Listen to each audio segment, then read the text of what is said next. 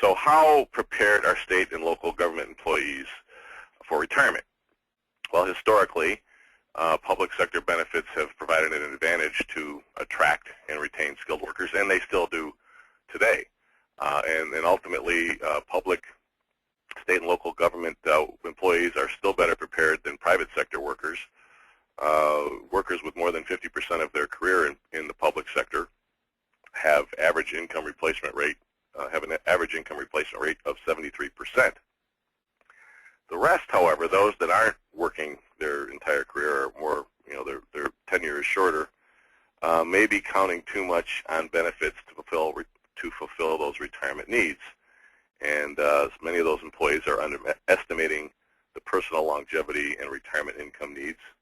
And at the same time, employers are beginning to reduce or eliminate certain benefits, as many of you know. So where the 50% or more of our career can generate a replacement ratio of 73%, less than 27% of individuals work in the public sector for more than 50% of their working careers, which is obviously a big issue today. You can see from this particular bar chart that you have individuals of almost 40% and households 30% actually working in the public sector for less than 15% or less of their career.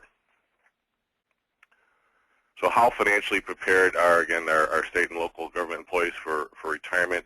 And continuing that discussion, pension plans alone are not enough. Only 32% of workers claim pension benefits after leaving service, and those with 20-plus years of service only earn a benefit of approximately 49% of pay. So a far cry from that actually 73% that we saw earlier.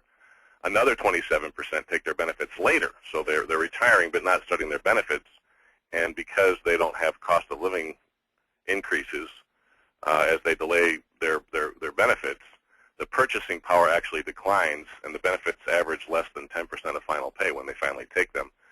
And then thirdly, households with a private sector worker could actually, which is highly prevalent today, could pull down the average replacement rate because that private sector worker may not have, certainly most likely does not have a pension benefit, and depending upon how they saved, in some cases, private sector workers may only have Social Security benefits. So again, that would have an impact on the overall replacement rate for the household.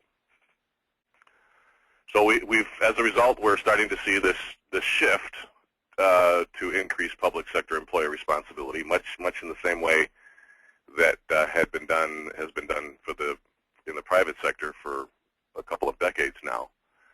But importantly, defined benefit plans still are maintained as the predominant source of retirement income.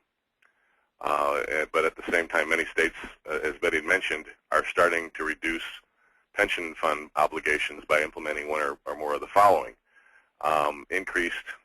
Increasing current and or new employee contribution levels, increasing the age and or length of tenure to be eligible for normal retirement, reducing or eliminating COLAs for new and or current employees, changing the way pension formulas are calculated to reduce benefits, and offering a hybrid or defined contribution plan instead of a traditional defined benefit plan. And it was in the March 2012 report by the National Conference of State Legislatures that indicated that 43 states at that point had enacted major changes in retirement plans to address long-term funding issues.